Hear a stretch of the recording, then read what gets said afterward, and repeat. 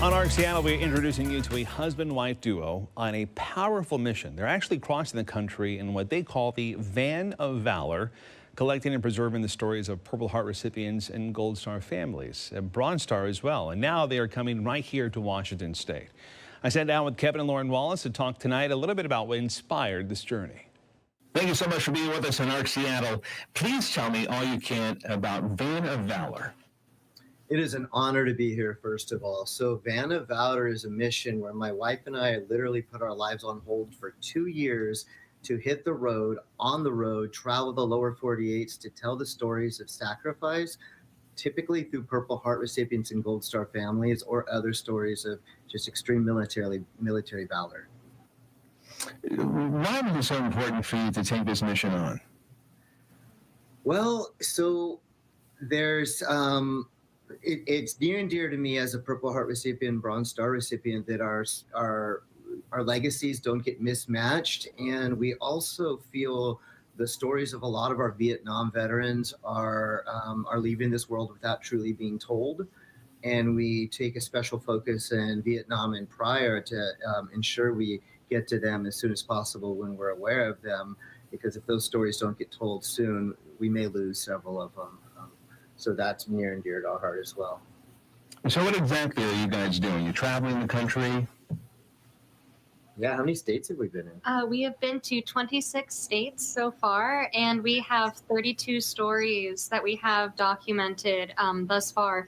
We have plenty more on the books, but what we do is we go to the doorsteps or anywhere we're asked to be, and we set up a very casual style interview where Kevin shares a little bit of his background, and our interviewee then just suddenly feels a kinship.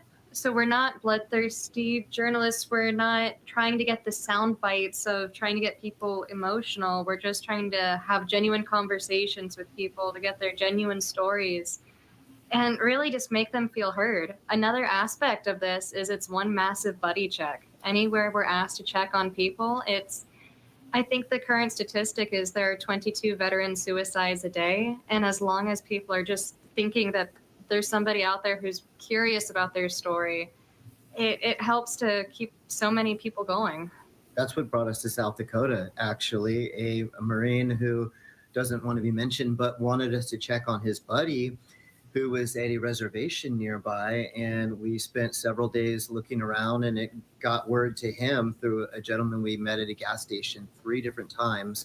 He had my phone number. He called me and said, hey, I checked on this said buddy. He's living in Manitoba. He's in Canada. He's living his best life. He's in a space where he doesn't even want to think about anything like that. And he just kind of really wants to be left alone, but he's good. So he's I off feel the like, grid, but he's not code dark in the way that people need to be worried about him. Yeah.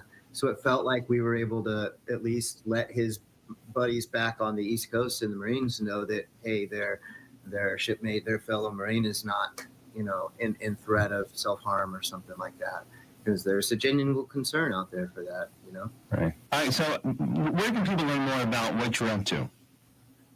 So they can go to www.helpvov.com, and on there, there's links to our social medias. So our Facebook, we're currently, I think, about maybe 77,000 followers or something, which is incredible, because when we started in March 17th on St. Patrick's Day, and day one, we had a massive mechanical failure with the van. But anyway, so we started that day, and we had, I think, 300 followers. And it was all people that we knew. Like we could scroll through all the names, and we knew every single person. Yeah, so we've grown. Now like it's leaps grown, and wow.